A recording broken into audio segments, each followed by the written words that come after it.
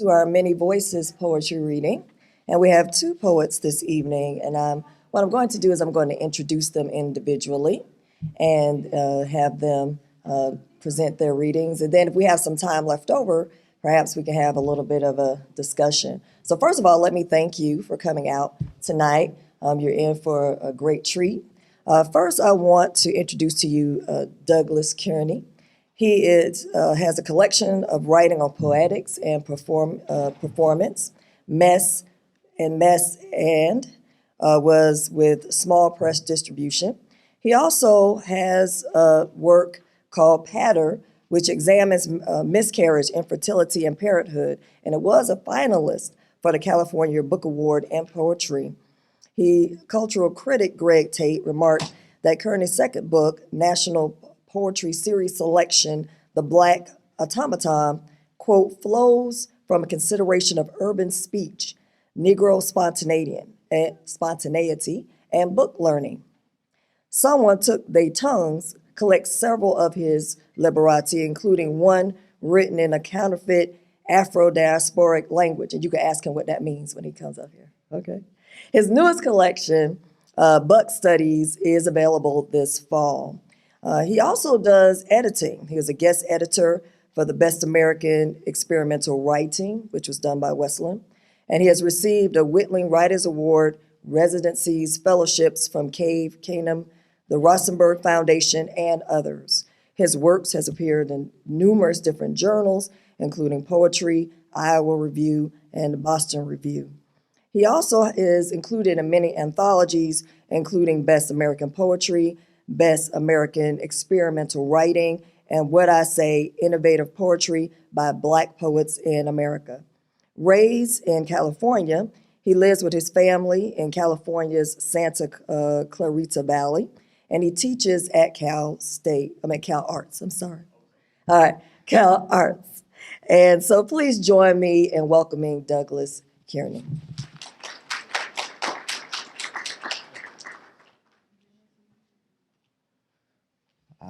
Thank you all for coming out. Appreciate that. I wanted to say first, thank you to Dr. Mack and to Dr. Hankerson for taking such good care of us, for bringing us out here and shepherding us around. And thank you to all of you who came out tonight. I'm gonna read through a few of the different books and probably try to settle into Buck Studies and a couple of pieces from Messan. A wiser poet than I told me once that it was always a good idea to begin a poetry reading with delight. So, The Miscarriage, a list of 10 euphemisms for use in stage banter. Foxes looted the coop. God marked your copy. Cherry jammed the flume. A kite fell in April. An apple burst the nest. Some Seminoles fled the field. Our wagon crashed, but we just saw the heart in the furrow. 4 alarm beat 3 days ago, and next, the doll factory. Roses, week is Father's Day, choke the cabbage. Red ants push the sugar bowl. The miscarriage, a magic trick. 1, stash scarlet silks in a lady's skirt. 2, plant her among the crowd. 3, call your shill to the dais. 4, lay her on your table. 5, conceal her with your bedsheet. 6, distract the crowd with patter. 7, apply a slight between her thighs. 8, take hold the silk loose corner. 9, pull till it pools on the floor. Presto! The Miscarriage, a silent film, to be shot without color. Title card, peril at Red River. Exterior, Red River, 4:30 a.m., medium shot. Baby in hamper rushing down river to edge of frame. Effects note, for baby use sheets, wadded. Tracking shot, car racing the riverside. Interior, car, a wife and husband. Husband driving after baby. Wife cradling her belly. Title card, will they make it in time? Exterior, 4:35 a.m. Long shot, waterfall, riverbed. The Miscarriage, a minstrel show. Husband, peel your peoples of their sand grips intermediately, says your beloved. I hears not a cock crow, but a crow crow. Morning broke not water, but tomato. Listen, my darkling, and I tell you not to consummate consommate.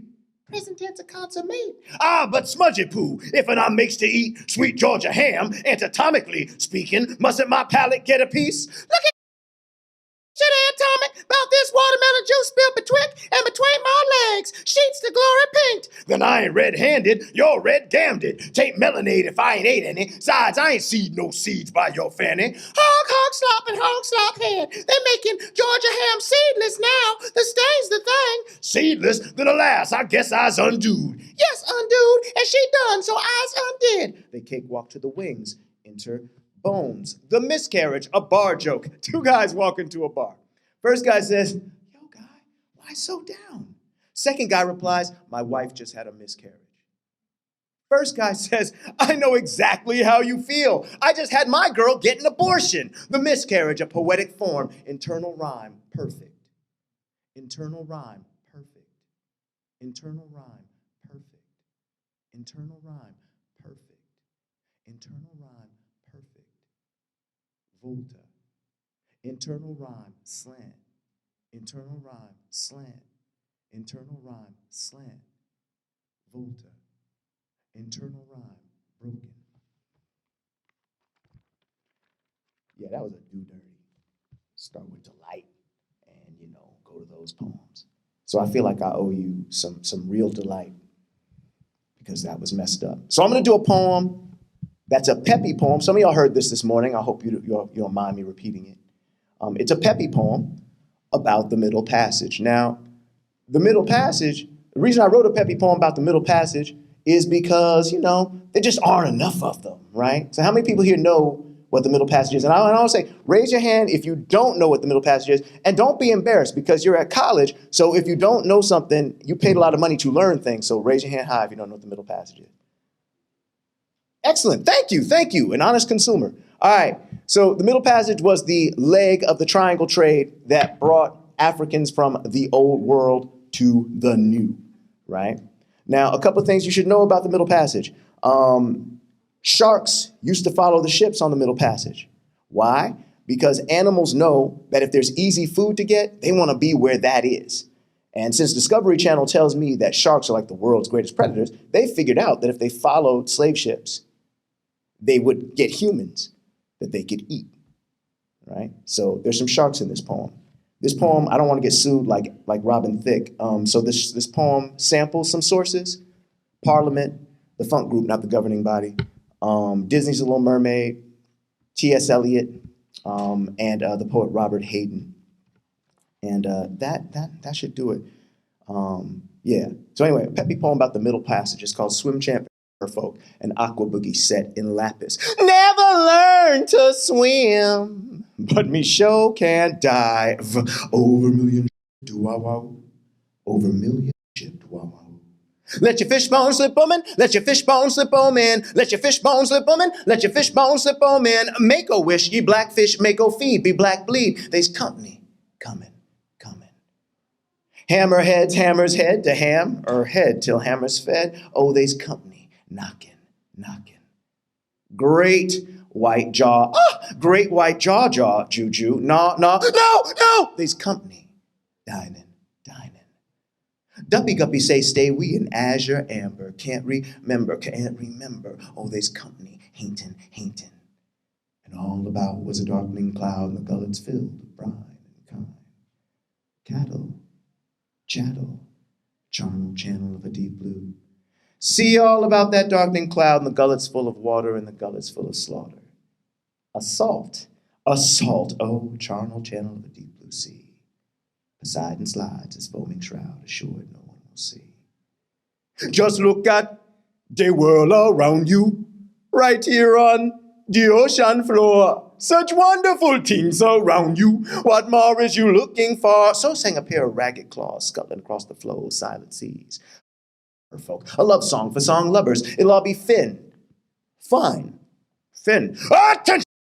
my men and my ninnies, chain like hooked and sink sardines. Do not bleed in the sea. The stains won't wash out. We ain't responsible for your mess. Much bilged the management. Voyage through. They's company hatin', can't remember. Oh, they's company hatin'. The stains won't wash out.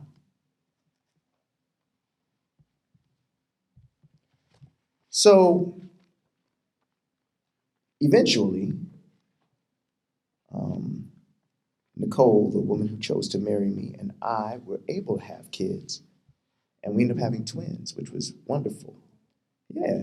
And people want to do nice things for you. They want to buy things for your kids. And one of the things they want to buy for your kids is clothes, right? And people want to do nice things for you, but doing nice things can be expensive. So they want to go someplace cheap to do nice things for you. And so one of the places you can go is Target. And if you ever go to Target to get clothes, you will find that lots of the baby clothes have like monkeys on them, right? And, Nicole and I were like, no, we don't want our kids to have clothes with monkeys on them.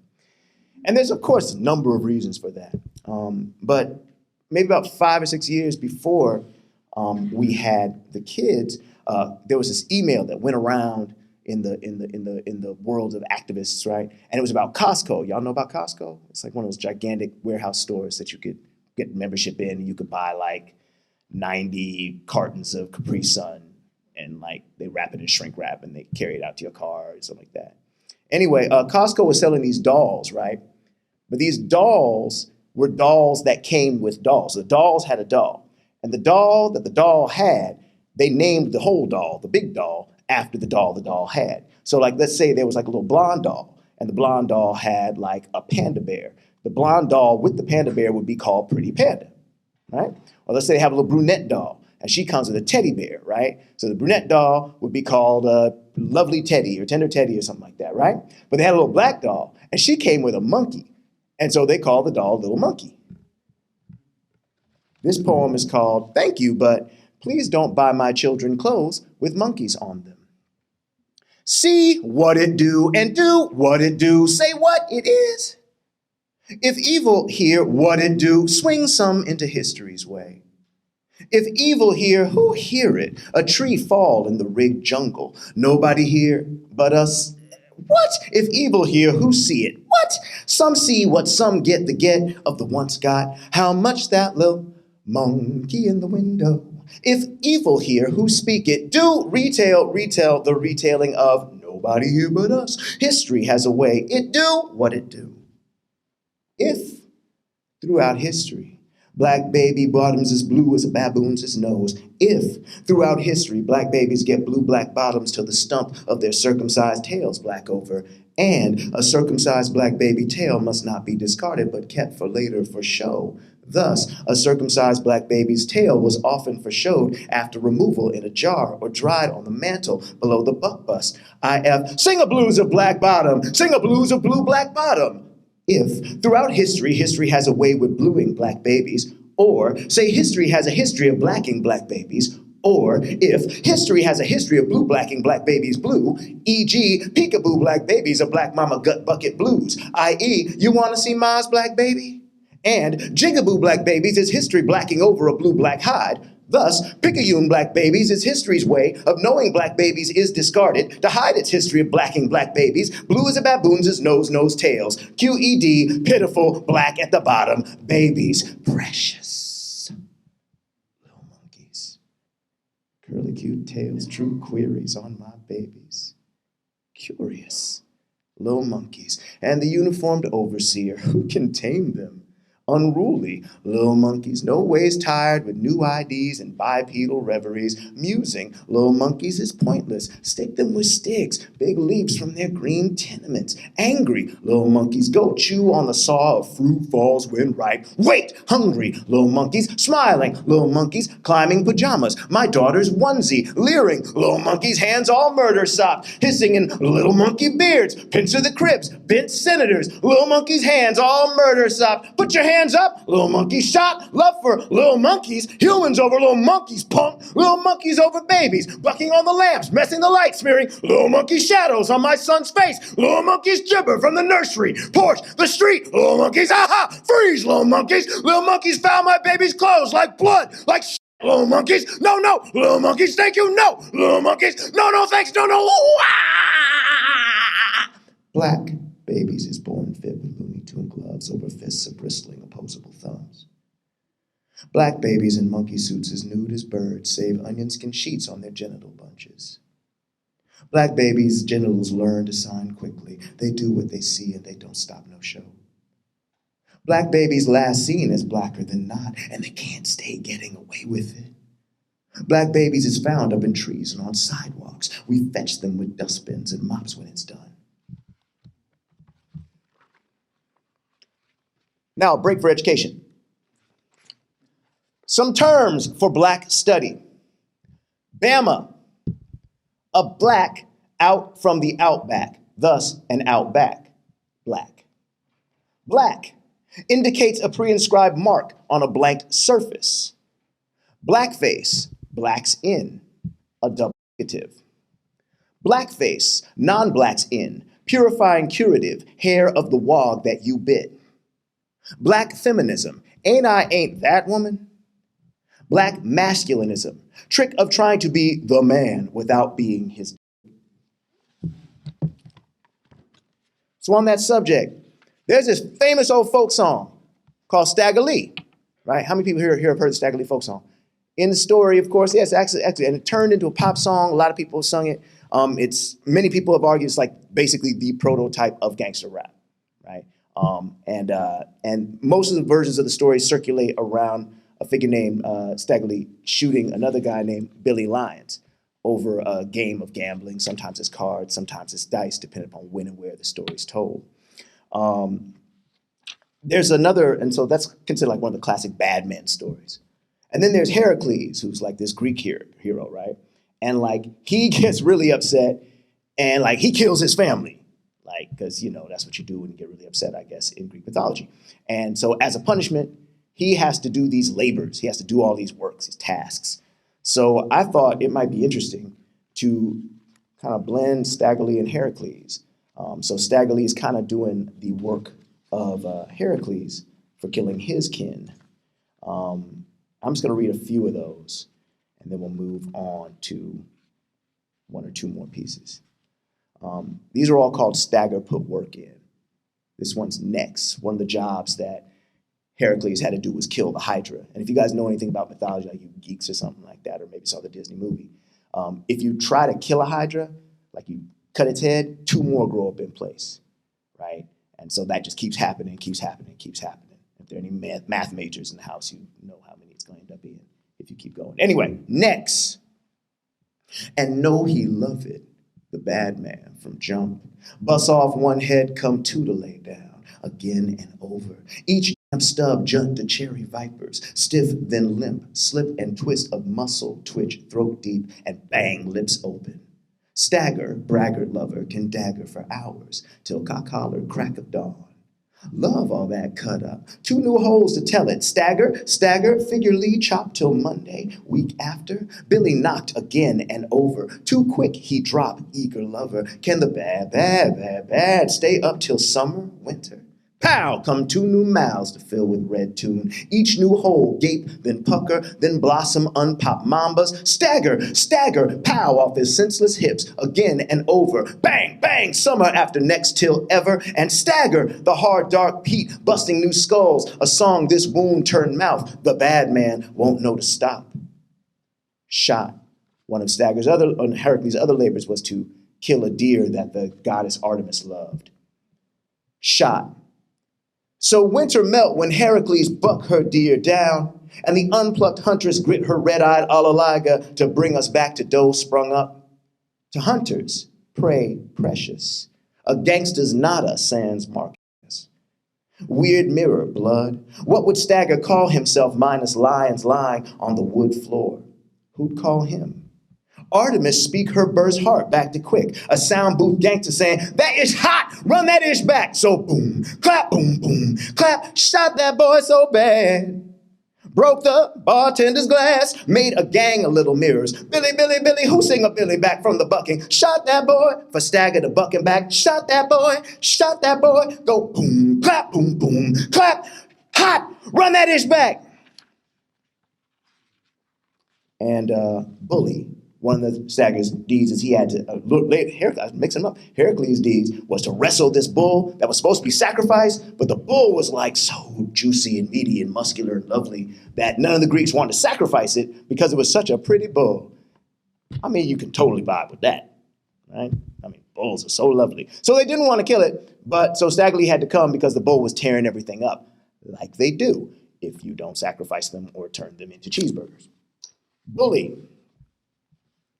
An alive Negro just a past due sacrifice like a bull too pretty to die. Bully staggers, longhorn brimspan, and oxblood crown him bad, and bull.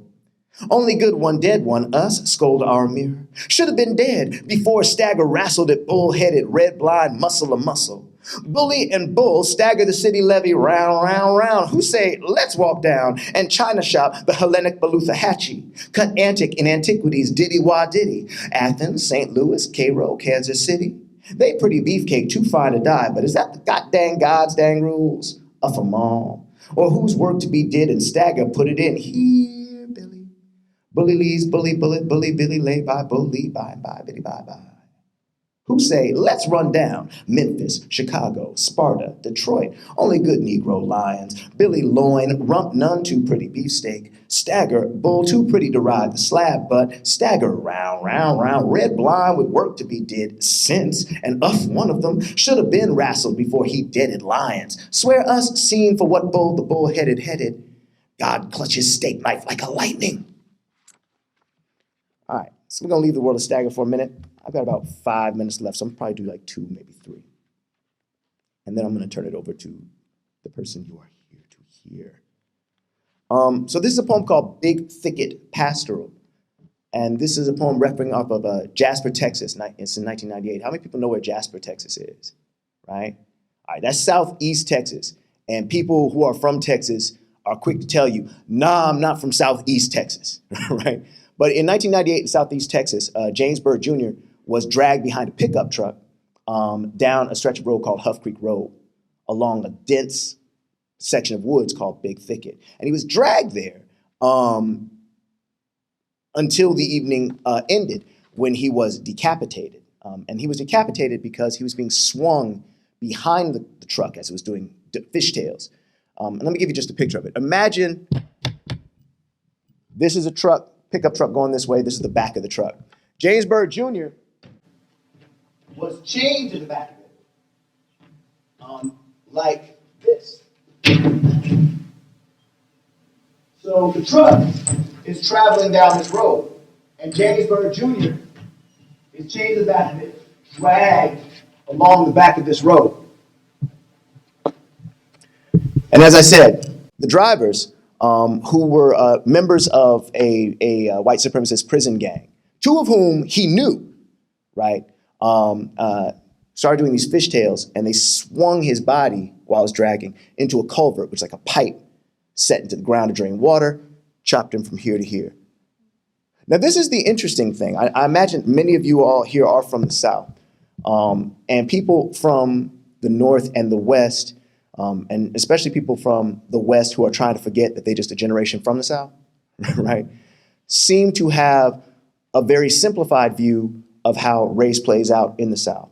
What's interesting is the reason James Byrd Jr. was anywhere near this truck is because he was walking home from a birthday party. And when he saw the 2 guys and the people in the pickup truck knew him, they pulled over to give him a ride home, right? And that's what would have happened. But I'm going to quote here, and it's a little salty, but I gotta quote it. The 3rd guy, who did not know James Byrd Jr., said to the other 2, that's a giving a ride to a. I mean, come on. We all know that the most endangered subjectivity on the planet right now is straight men. There's so many things there to damage the lives of heterosexual men, and such an insult could not be brooked. I mean, that's practically a hate crime. So they had to do something to reclaim their manhood. And so they set out to lynch him, but everybody was too drunk, and they tried this. And that worked. The path is called Huff Creek Road. The clump of woods is called Big Thicket. And one thing that they say about Big Thicket is that during hunting seasons, if you close your eyes and you take buckshot, for your shotgun, you can close your eyes and shoot into Big Thicket and you'll get a buck, right? Which is also a name of male deer and some other things. Big Thicket Pastoral, Jasper, Texas, 1998.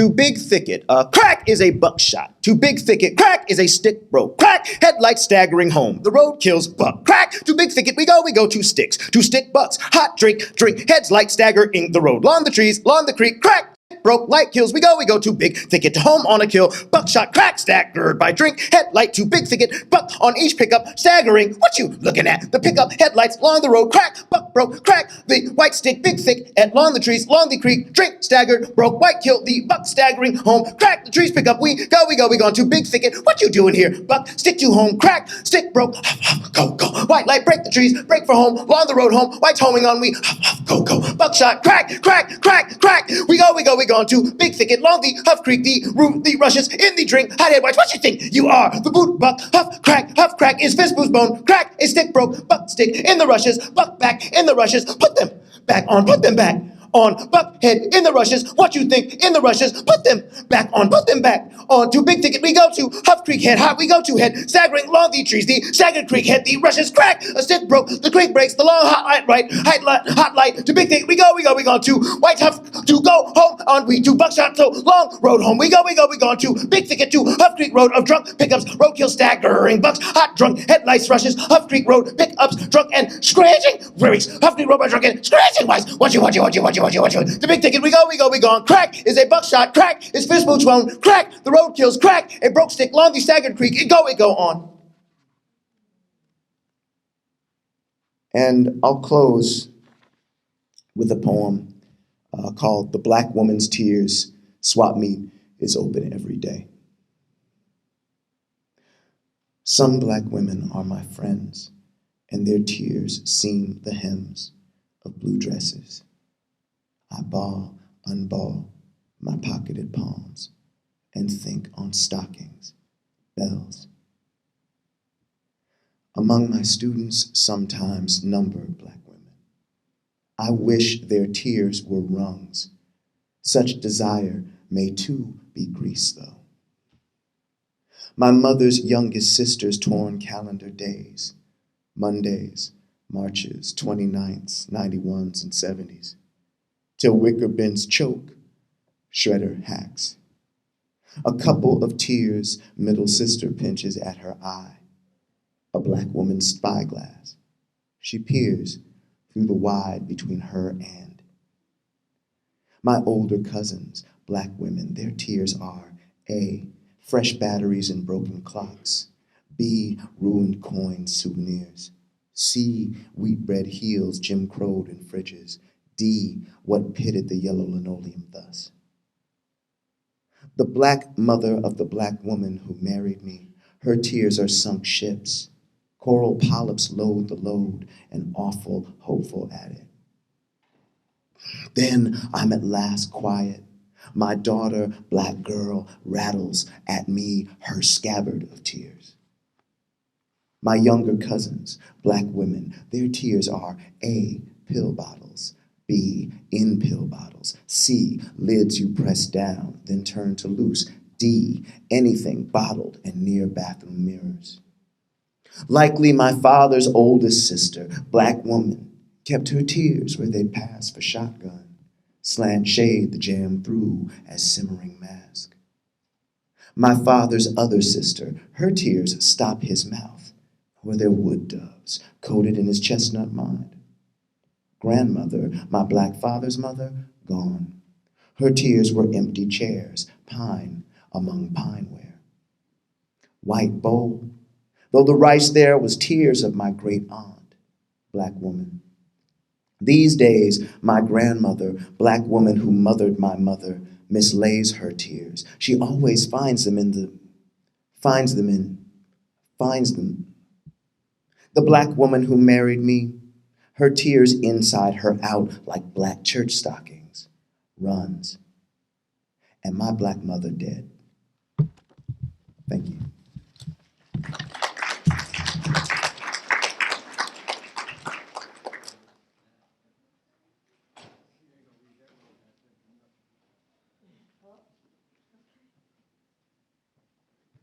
Thanks so much. Next we have, it's my pleasure to introduce Kalamu y Salaam. That's it? Well, thank you for being here. I can say that. All right. How y'all doing? Okay, so we had a workshop, not a workshop, class really. Earlier today, I asked the question, what is poetry? We got all these people talking about doing poetry. Well, okay, what you doing? Well, it's, you know, so what is poetry? I have, since I've been working with it a little while, I have my own definition that I use to apply and teach. I say poetry is a stylization of language. In many ways to stylize it, rhyme, rhythm, figurative language such as metaphors and similes, et cetera, et cetera. That's one aspect. The second aspect, the poet controls the line, how long the line is. The poet does that so that when it's reproduced, if you have 2 words on one line, every time it's printed, it'll be those 2 words on that one line. And the third is it usually has some type of emotional connection. So like I said, if I write about a light bulb, there should be some emotion up in there. And that's what I consider a poem, how well you do it. So with that definition, I come out of the Black arts movement. We deal with the Black aesthetic. We understand that music is our mother tongue. And earlier we heard a wonderful piece on Phyllis Wheatley, talking about how our people were multilingual when we got here. One of the things you find out if you go other places, and particularly in Africa, people have to speak at least 2 languages, usually 3. The mother tongue, right? The tongue of the area, and some trade language. And the way the Phyllis Wheatley poem was set up illustrated that. And the English was the language that was enforced upon us. It just so happens that when English was enforced upon us, other languages were forbidden to us if they were African languages. You understand what I'm saying? But it's still in us. So we've got those sounds that we use, right? And I say the music is the mother tongue because in the music, what the old folks say, when you moan, the devil don't know what you're talking about. If I got to translate it, that's true, right? So I've been working with trying to figure out how to use all of these things, the music, these languages, the sounds, and so forth and so on. And I'll do 2 or 3 pieces, maybe 4, we'll see. See how you feel about helping us along. Because that was another part of the aesthetic, how to make it collective so that we can all be part of it, right? Y'all on mine, huh? Oh, okay. All right now. I'm getting a little crazy up in here now. So, let us see. Shall we do something easy or something required a little bit of something? A little bit of something, huh? All right. Let's do this one. It's a big band arrangement. So you all can be the chorus section. And the English parts, all you have to do is repeat it after me. And I'll tell you what it is right quick, because I know we're at a college and you got to explain things. Words have meaning. You laughing at me. I saw you. Yeah, you were. I saw you. People have meaning, but only in context. Okay? That's the words. But if you repeat after me, you'll catch on, right? Words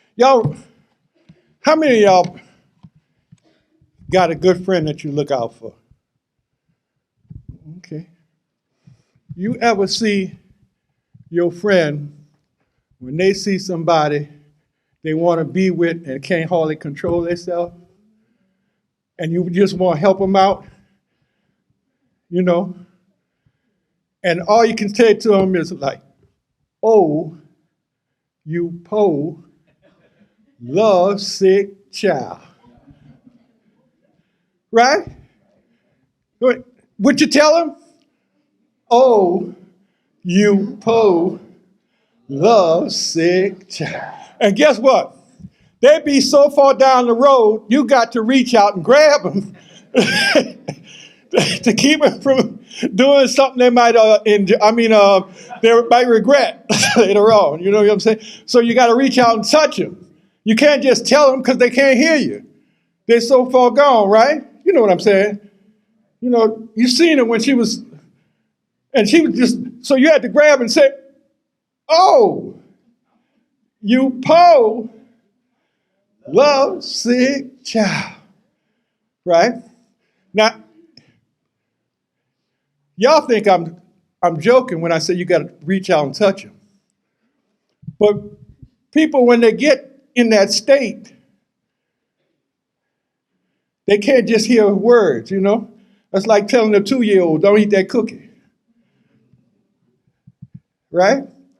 So, oh, you got to say it with some conviction now. Oh, you love sick. Wilma May looks at John L.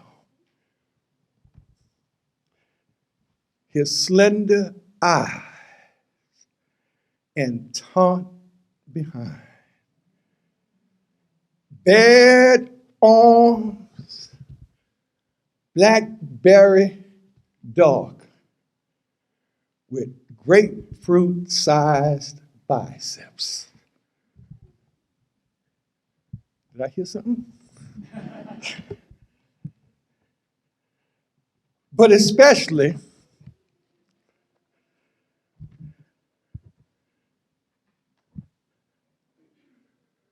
the massive slope of his head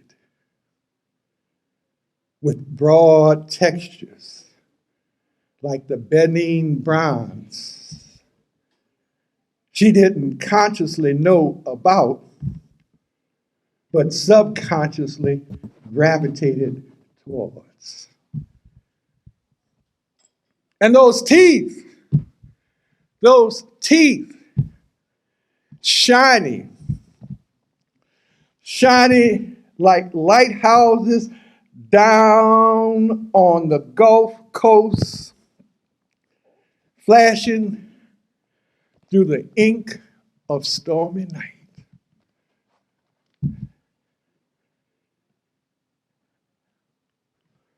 Wilma May looked at his feet. Some of y'all too young to know about that right now, but you'll get there. And the go slow grind. They got the camera on me, so I ain't gonna do all this in front of them.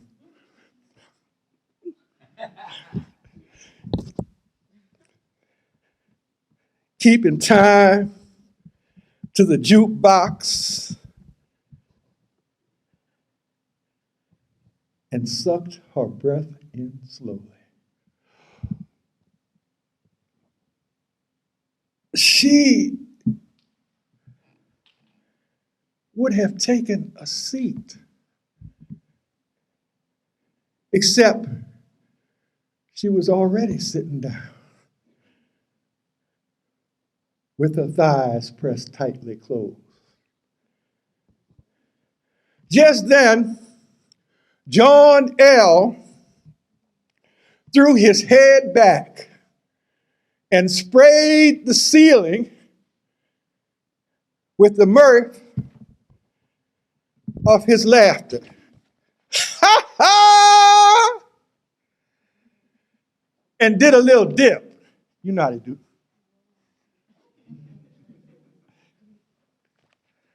On the offbeat of the undulating song.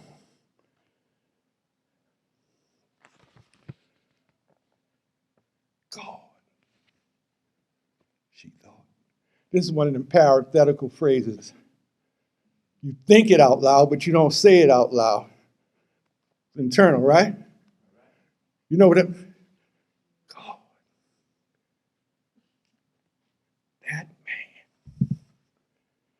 that man looked like a tractor.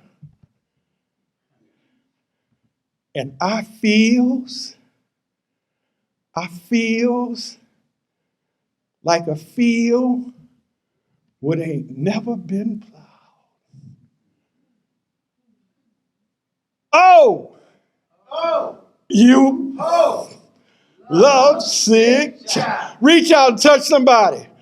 Oh, you po love sick child.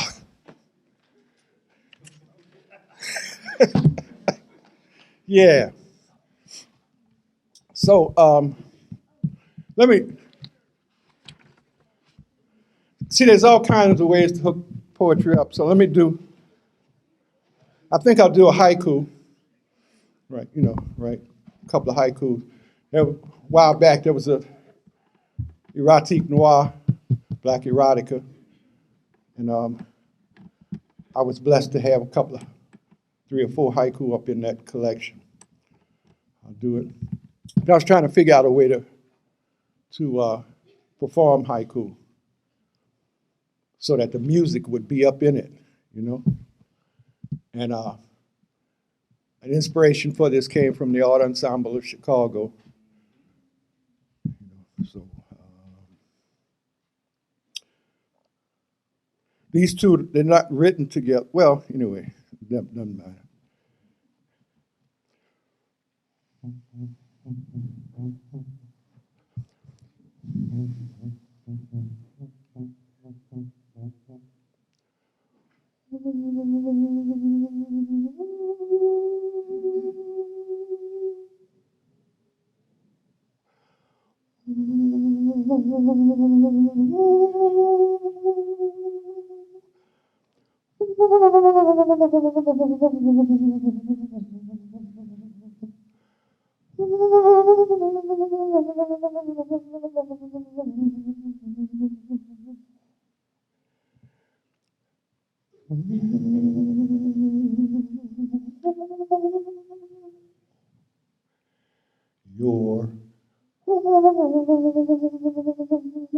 Your kiss.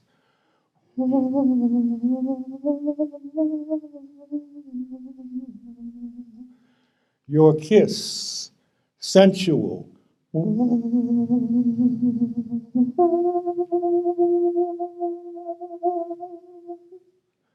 Sensual as wet.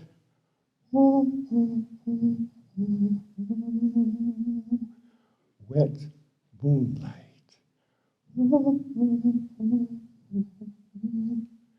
Licking. And oceans.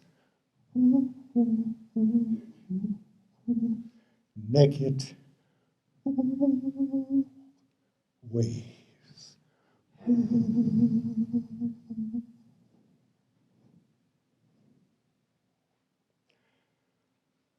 I enter. I enter. I enter. I enter your church.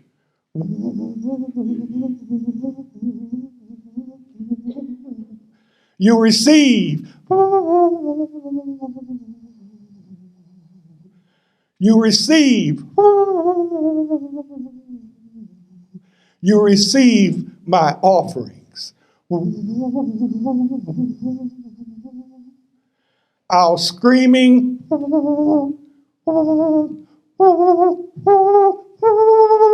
choirs merge.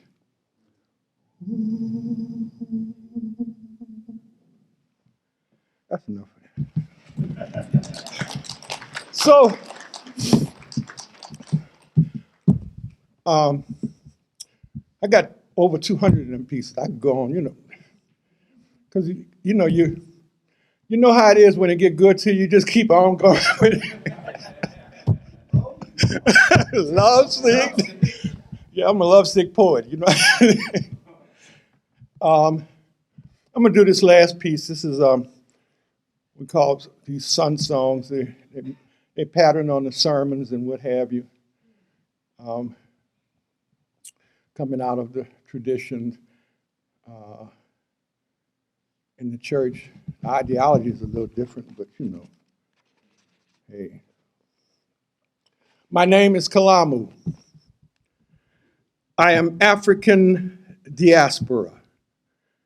I am ancient and new. I am African American. I am resistance and assimilation. I am a proud and pure cultural mulatto. I am well-used labor, unemployed. I am illiterate intelligence. I am beauty deformed. I am the fuel of Pan-American cultures. I am freedom without wealth in my world of constant war. I am a country with no army. I am everyone's love song, even though no one wants to be me. Sometimes not even I. With the tender touch of my calloused hand, I continue tending the fruit and flower gardens of me. I am raped human, wise enough to nevertheless love my woman self, knowing no woman survives slavery untouched. I am Tubman feet, willfully returning again and again to steal my people away from thieves. I have killed my children to save them from slavery. I have nursed my children, black and mulatto, teaching them all to respect and value life. Who knows the pain of slave pregnancy? 9 months of growing a baby who will surely be beaten down, I know. I have sold myself to save my daughters and sons from the defilement of poverty. I have denied myself and extinguished my dream candles to light a chance for my children. I have chewed the centuries-old flag of degradation every morning and miraculously somehow managed to suck small droplets of hope from the warp and woof of filth, which I transformed into warm milk and breastfed to my babies. No woman knows how to love better than I. I love strong men and love pieces of men. I love all my babies, no matter the shade of their skin. And even in the deepest white night of my despair, I also love myself.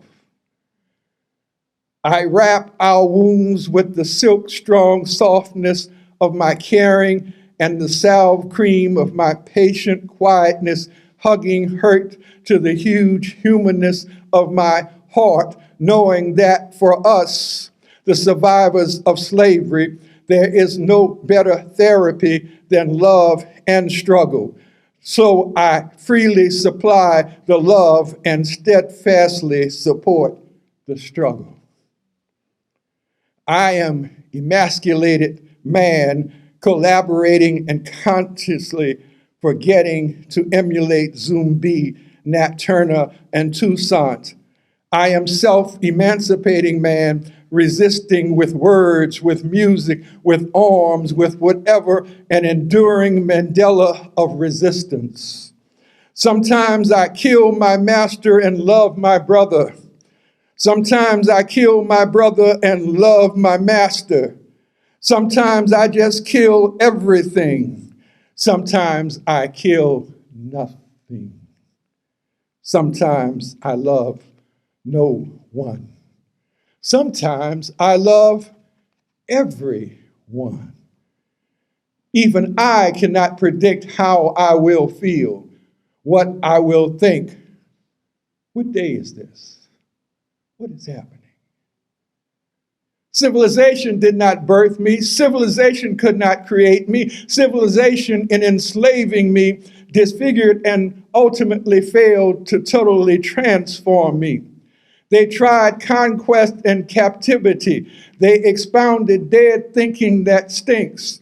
They ceaselessly exploited the strength of my labor, and shamelessly, in the name of development, they forged for me an endless debt. They legislated my dependence, my marginalization, my alienation. They blessed me and so-called saved me using all of the inhumanity Christian masters could stuff into my mouth. But my vomit is beautiful. My spit is song. My tears are laughter. 500 years of civilization and the masses of me still will not cut our hair, shave all our faces, cover our mouths when we laugh, or stop making music, love, and babies. I am stronger than dirt. But sometimes I am so full of shit, you can smell me a mile away. Sometimes I drink too many sorry for myself on ice, or gluck glasses full of warm, we will never win. Until I reel in a drunken, self-depreciating stupor. Sometimes I am irresponsible and despondent. Sometimes I give up hope, wear black ties, and declare my blackness should not be noticed. Sometimes I flash diamond rings and do not care that they are stolen teeth of South African miners, crystallized tears from Brazilian favelas. Sometimes I act like I am big stuff and demand to be treated like a rich slave merchant whose only concern for blackness is how I can profit. Sometimes I even expertly wield the whip of oppression like some half-human Latin American dictator decored with rows and rows of brutality medals made of broken bones pinned gloriously across my puffed up chest. Or at the very least, I aspire to be a U.S. senator, smoking a long cigar, drinking rare cognac, and laughing at the the native woman at the private floor show staged in my honor after I have cut a deal and sit bloated with pride, unbelievably happy about the good fortune of my lucrative sellout. Or is it some monster criminal I admire with big hat, blazing fast guns and cocaine realities? Or maybe I'm the infamous international singer with 30,000 tight dresses, surgically shaped breasts, a beautiful voice, and a string of male lovers, none of whom look like me. Sometimes I look in the mirror and I am not there. But that invisible self-negation is also me sometimes. Nevertheless, no matter where part of me may run, most of me always remains barefoot on the ground, watching the elite be driven over me as they thank their new gods that they are no longer me. Although I am sometimes a thing, a wild monster grown fat on self-cannibalism, the majority of me is a creature of the earth and not an object sprung fully formed from the forehead of some great European. In essence, I am simply a wonderful being, like so many others in this world teeming with amazing delights. There are so many uncaged birds and happy fish, fast multicolored horses and me. There are hardwood trees and wispy clouds, wild mountains, naked beaches, and me. There are trade winds, gently baked moon illuminations, white foaming green waves, and me. I am not a creation of men. Those creations are automobiles and toilet seats, televisions and rocket ships, cheeseburgers and satellites. Box me in a ship and send me to Brazil, still I am me. Tie me in a seat and fly me to New York, still I am me. Drop me on a burro and walk me to blue fields in Nica Libra, I remain me. Slow cruise me secretly at night from Grenada to Barbados, Antigua to St. Kitts, Martinique to Trinidad, to any of them, to all of them. What do I become? In essence, nothing different, because the insides of all of that is me. No matter the currency or rate of exchange, no matter the longitude or location of our UN seat, no matter the year of our abolition, no matter when we first voted or who was our first rich man, no matter how many sports games we win or how much we are paid to share, no matter your perception or my subjectivity, even as we are by colonial customs into Portuguese pieces, into Spanish pieces, into French pieces, and English pieces. No matter in what way each of us twists their tongue in order to articulate our sounds, none of that matters if I hug you hard and you kiss me sincerely. If I music together, dance, samba, play pans, kaiso, gospel, and jazz. If we wage struggle wherever we are and enjoy peace in each other's presence, if we laugh at ourselves with each other and are serious about helping one another. If I love what you see in me and you love what I see in you, if we seek each other's substance and eschew each other's shadow, if my liberty is your freedom and your equality my upliftment, if my brother is Maurice Bishop and your brother is Malcolm X, if this, then what does a name matter? My name is Kalamu. That is how I am called.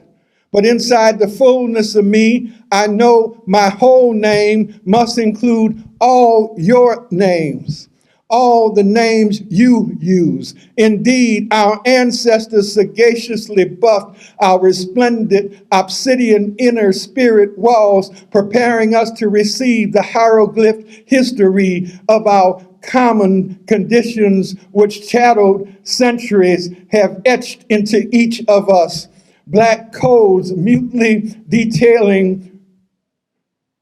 Once we learn to read ourselves, once we learn to read ourselves, Once we the deep and someday soon shining joy-soaked features we all would love to taste. When we braille read the keloid past of us and sight read the as yet unformed future of us, then today's names can be seen for exactly what they are and no more. Simply little squiggles, just different little catchphrases conveniently used to detail specific manifestations of a talented and multi-textured Black experience whose nucleus is foreign to none of us. When I learn to pronounce your name, I am simply discovering another me. My name is Kalamu. Now, what is yours? Tell me how to speak my name. That's enough. Want to thank y'all for coming out. I know y'all got other places to do, parties to go to, and what have you.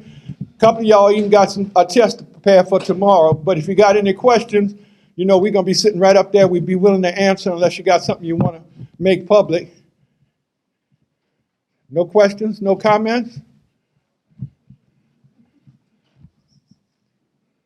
So it didn't hurt. Oh. I thought we answered everything. Yeah. Come on with it. Which poem? Oh, this, What is Life? Yeah, I got this in the back. That was the last poem. My name is Kalamu. Yeah. Anything else? Yes, ma'am. So both of you, your poetry is full of performance. So when you write, do you know ahead of time how you may want it to sound or look, or does it just come from the words themselves?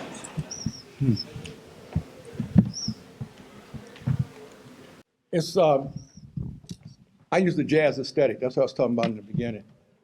And like jazz musicians, you know either you know the changes of the song you're going to play, you know the feeling you want to get or whatever, and you do that.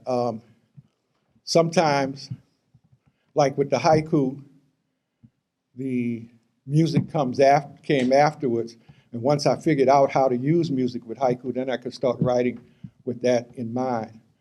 With the other pieces, I figured out early on that some of the things you can do, you don't have to write down. So if you read A Moment in a Mississippi Juke Joint, which starts off, Wilma May looked at John L., you don't see on the page anywhere, oh, you poor lovesick child. Mm-hmm. But the poem really comes alive when you put that with it.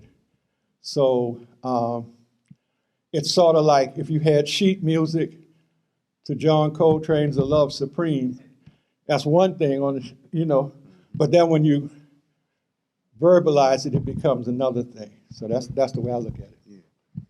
I mean, there are poems that I have that I still don't like I'll set them up typographically in a way that I look at it and I'm like, I can't read this aloud, not without help.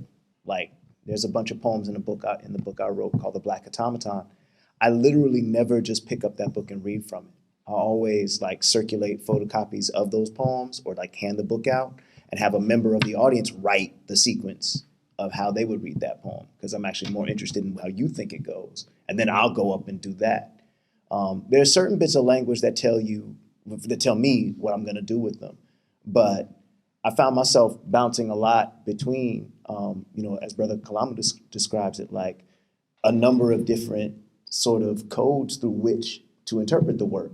The jazz aesthetic, hip hop aesthetic, something that might be more theatrical, and all of those different things can come into a reading moment for you. But yeah, I think that what you were saying earlier about the line breaks and putting in, that tells the reader something about breath. But when you come to that moment, you're alive. The book is this still object. That page is a still object. So, there's always that possibility of repeating something that's not repeated in the poem because of how you are tonight and how you feel that night. I mean, there's no way, in my head, there's no way to do the exact same thing a poem does in a live reading. The most basic reason why you can't do that is because if you're reading a poem on your own and you read that first line, you're like, dang, that first line, I love that first line. Oh, you could stay there for a minute. If I'm reading it, I'm already the second line. Even if you were paying attention to that first line, if you go, dang, I'm already past that. But when you're reading it yourself, you're in complete control of time. Like that pausable TV, that TiVo stuff, books have been doing that for forever. So you can stop, go back to this part, keep coming back. So once I figured out, well, there's no way I can be the book, and a lot of people in the audience will probably be able to read the book, I'm doing something different when I stand in front of you. But typographically, I try to put as much of that into it, and the language itself has tone, has a sense of mood and energy, and so I try to keep that in there myself. Anything else? Yes. At what point do your poems become a book? At what point do you say these poems will go into this book and those poems will not? Is it like a Most certain- of them never. This book ain't no big thing for us, I'm concerned. Look, literacy is the documentation of colonialism, of slavery for us, right? We have yet to develop a literacy that fully reflects our experiences, that is a language about us, rather than how many of our asses were brought here to work. You understand what I'm saying? So to be literate, that's why I dug what we heard with the Phyllis Wheatley poem, because when we're attempting to break language past just what we know into the whole area of what we express in various ways, right? And so you don't have to understand it all. But the book, there's nothing sacred about the book. In fact, some of this stuff, it'd be better to have it on as a recording. So some of my stuff, you can check it out as a recording, and it carries more weight than if you just see it in the book.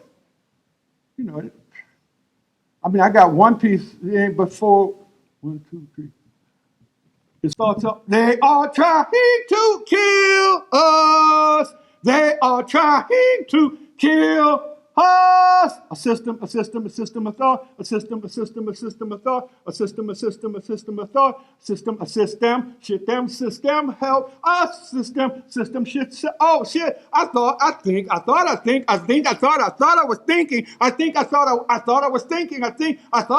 was thinking, but I was really regurgitate.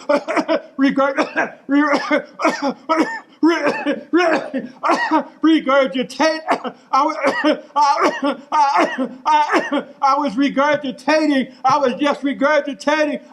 I was just regurgitating dead ideas about what I was. Dead ideas about what I was, what I am is not what they think I am. What I am is not what I think I am. What I am is who I am. What I do is be. We must survive, we must survive, we must survive, we must survive, we must survive, we must survive, we must survive. We must survive, we must survive, we must survive, we must survive, we must survive, survive. We must survive,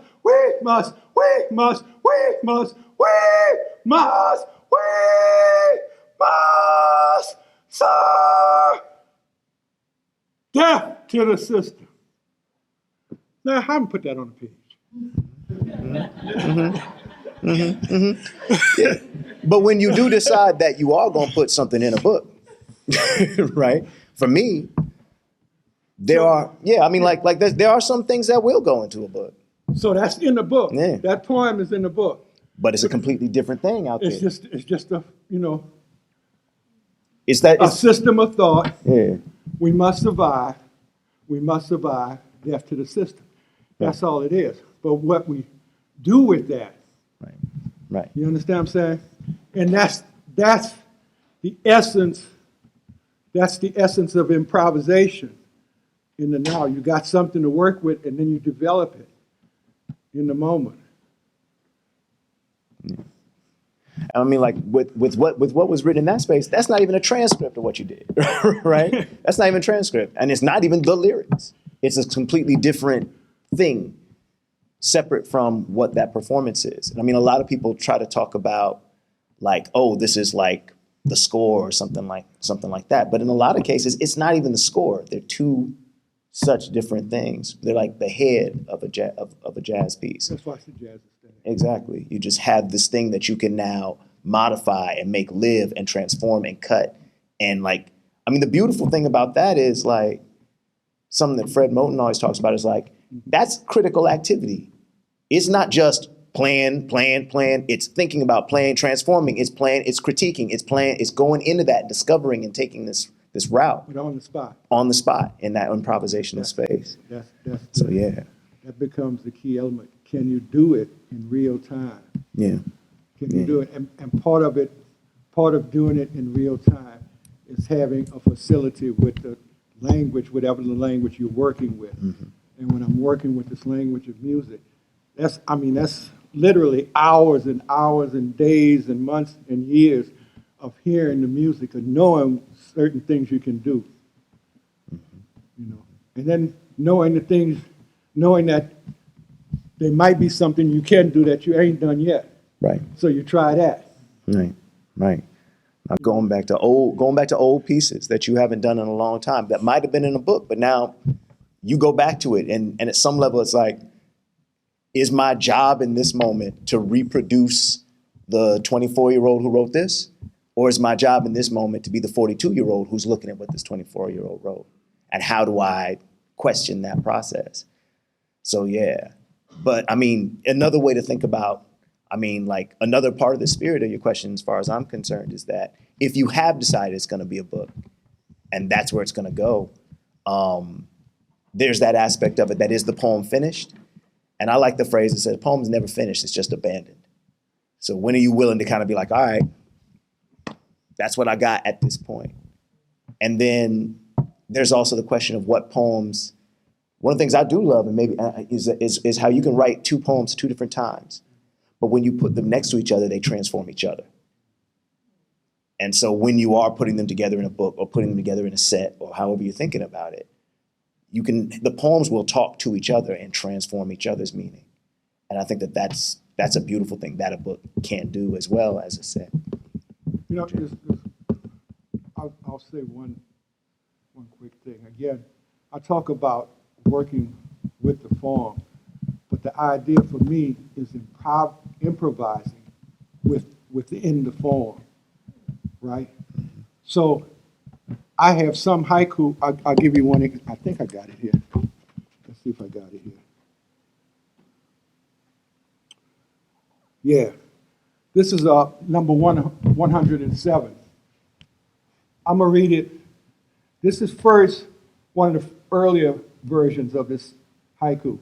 I think of you as rain, and I as dry earth, cracked beneath cloudless sky.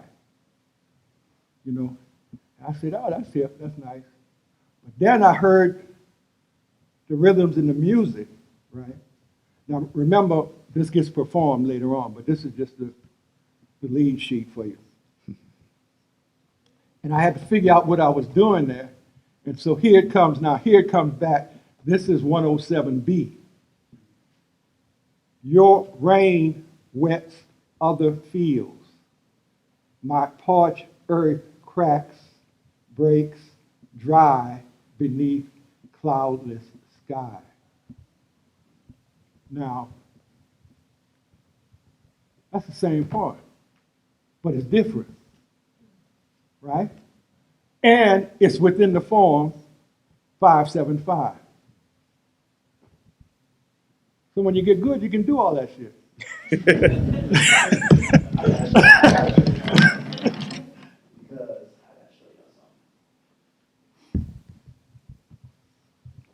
I didn't want to start walking while you were doing it. That's all right. That's quite all right. But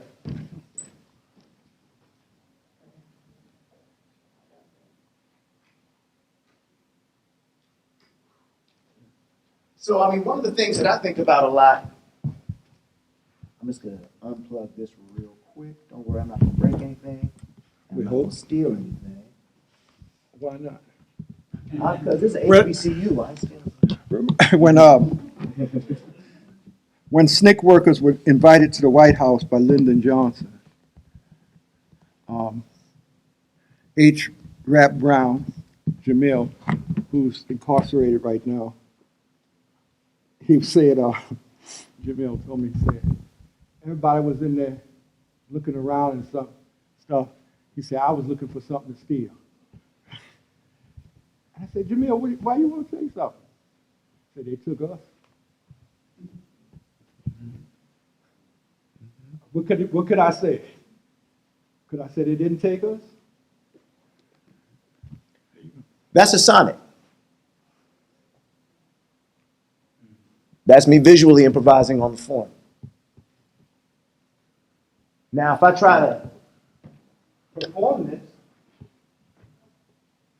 like I'm doing it like it's a transcript, like a score, I don't have the ability, I'm not saying it's an impossible ability to have, to say these things at the same time. Now, if I play a recording, let's say I play a recording of love, and I do I hate your body live. There's a different reaction. There's a different relationship between the recorded voice and the live voice. If I have a room full of people say it, that could work too. That could be interesting as well. But a part of what I like about this is I want that conflict to be simultaneous and understood in the same subjectivity that says love and says I hate your body. I'm not talking about practical methods for dealing with it. That's not what I'm talking about. I'm talking about this exists in a way different from other kinds of modes.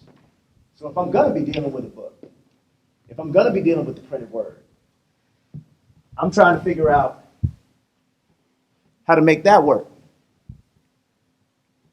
That kind of improvisation, that kind of play, because I'm thinking as I go with that. I'm creating things as I go.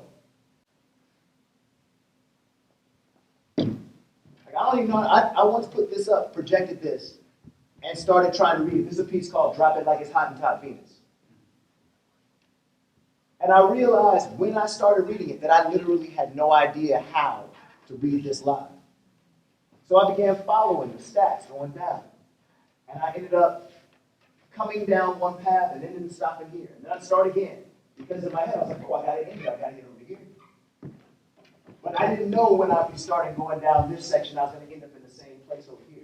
And so in that moment when I was reading it, I began saying things like, I get down the bottom, I said, I already said that. And I go back to the top and I try to do it. But that was a live response. That was happening improvisation. And it made sense because I'm thinking about a music video. I'm thinking about how in music videos, these dudes have women twerking to celebrate and glorify themselves, the guy. So that repetition made sense. But let me tell you something. And Kalamu probably knows where I'm going. The next time I read it, I was like, oh, I'm going to do that. I already did that part. It was fake and phony and full of shit. Because the moment I knew that that was a thing I was going to do, it took everything out of it. And all it was show business. So for me, that question is constant. The moment I know how it goes, there's a part of me that begins to pull away in terms of my interest in it. It begins to become this ossified thing because when the live voice becomes an object, it's like a piece of plastic at some level. So for me, when I'm thinking about what goes into a book, these are from my sketchbook. These are from my journals. This is what I write before I type it up a lot of times. This is the kind of way that I'm playing with it at that space.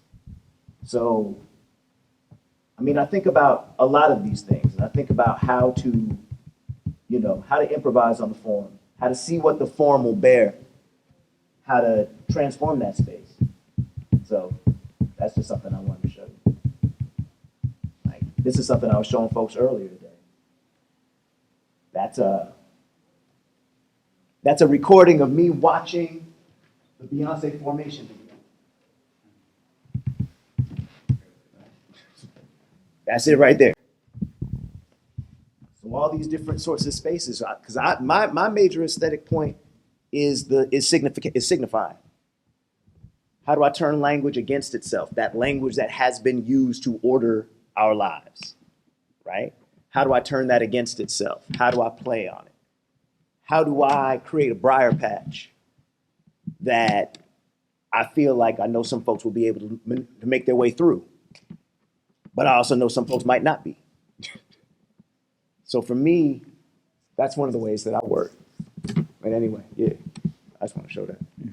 Ornette had this phrase about, and I'm paraphrasing Ornette Coleman. He says, if you already know what you're going to play, why play it? Mm-hmm. In terms of jazz, because there's no way I can know who's going to be here. If it's just me, myself, I might do one thing, but other people, you know, I see somebody smile at a phrase, I might repeat that. I mean, there's all kinds of things you never know. So can we keep the stuff live? Can we keep it in the moment? Or are we just repeating what's already been dead and gone? And I don't think that's what poetry ought to be about. But I want to thank y'all. I don't want to bore you. I just want to, Cool. Any other questions? Any other questions or comments? Oh. I know y'all gonna tell them, them two dudes was crazy.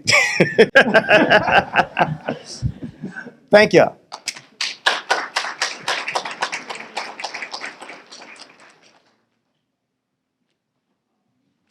Well, I've already thanked you, so thank you for coming. And we will resume tomorrow. Tomorrow's our final day. We have a couple of younger poets who've won national awards for their poetry. They'll be here at 11. And we'll also have some performances from some students in our theater department. So hope to see you tomorrow. Thank you.